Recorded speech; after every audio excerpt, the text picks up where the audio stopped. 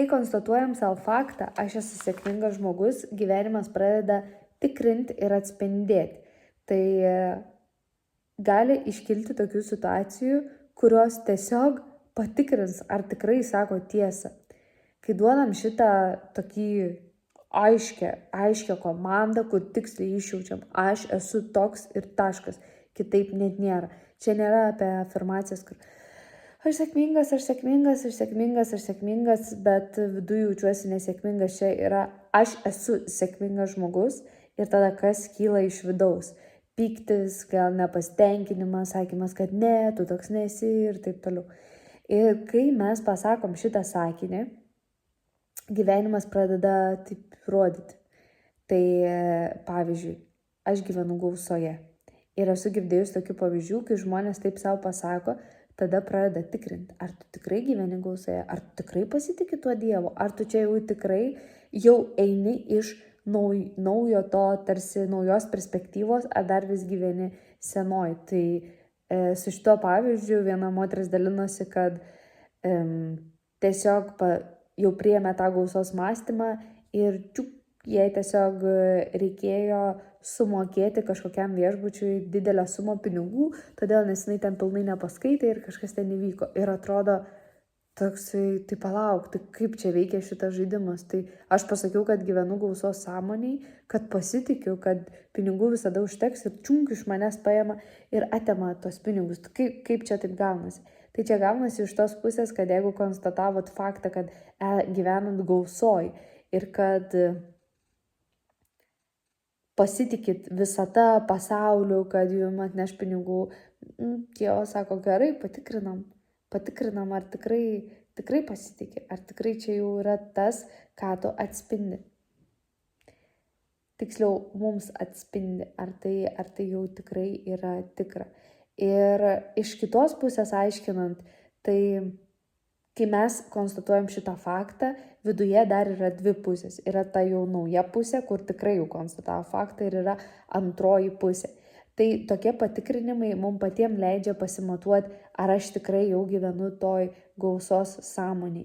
Kokį sprendimą ir pasirinkimą aš priimsiu. Ar aš supanikuosiu, kad ten reikėjo sumokėti daugiau pinigų, ar tiesiog pasirinksiu, kad, reiškia, gerai, vat pasitikėjimo išbandymas. Ar aš tikrai pasitikiu. Ir tai viskas yra dėl jūsų ir tik jums. Niekas nesugalvojo tokių pareiškimų ir ką pasakom patys, tą galim labai lengvai šitam gyvenimo žaidime tiesiog pasitikrinti, ar tikrai jau įsitvirtinau, ar tikrai jau žinau, arba iš kitos pusės žiūrėti, šitoj vietoj dar sureagavau, kur dar šitoj vietoj yra pastrigimas, kas per įsitikinimas dar slypi, gerai, pasižiūrėkim, panagrinėkim, sužaiskim. O ką pasirinksiu? Bijau šitoj situacijai, ten, tarkim, reikia sumokėti tiek pinigų, bet sakau, kad esu gausos sąmonė. Tai kaip man tai patvirtinti ir kaip pasauliui parodyti, kad tikrai aš esu ta gausos sąmonė. Kokį pasirinkimą ir kokį sprendimą turiu priimti šitoj situacijai?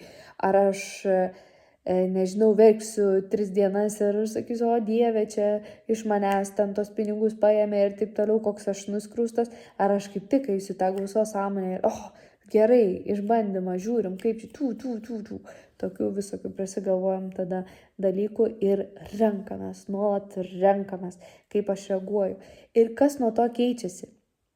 Kas keičiasi nuo tų naujų reakcijų? Tai pirmas dalykas, susidaro naujos neuronų jungtis. Jūsų apskritai organizme susidaro fiziškai net naujos neuronų jungtis ir tarsi tiesiami yra nauji keliai. Kaip Lietuvoje tiesiami kažkur ar Lenkijoje nauji keliai, tai taip jūsų organizme yra tiesiami nauji keliai visai nematyta kryptim. Visi keliai jau pasenę, jau ten duobėti ir taip toliau. Ir jūs priėmat naują sprendimą ir ištiesėt naują kelią. Ir toksai, žiūrėk, galima ir čia eiti. Ir kas nutinka kitą kartą, kai vyksta tokia situacija?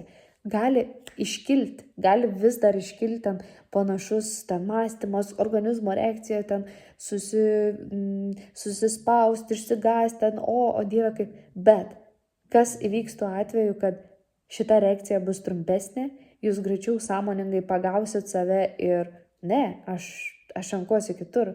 Aš renkuosi toliau statyti savo naują kelią ir tiesti neuronų jungtis.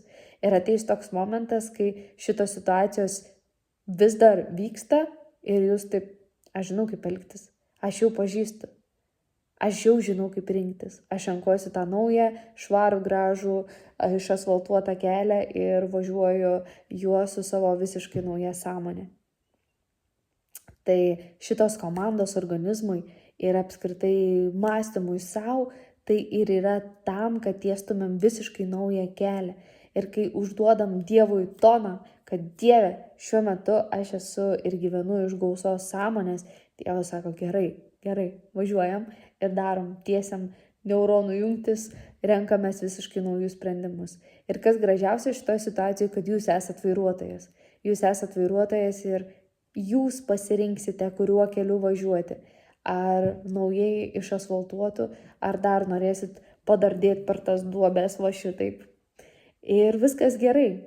Tų duobių kelias jis vis dar gali toliau važiuoti į naują greitkelį, bet čia reikės sąmoningo sprendimo. Sustoti, leisti kūnui pajausti gerai, susinervinau gerai, va čia tokia situacija. Jaučiu, kad nervuojas, jaučiu, kad bijau, jaučiu ten dar tą seną dardėsi ir kaip krataus, bet ar dar noriu važiuoti kilometrą šitaip, ar jau išsuku iš kelio ir varau tą naują kelią. Tai tiek apie tas komandas šiandien ir viskas. Labos nakties.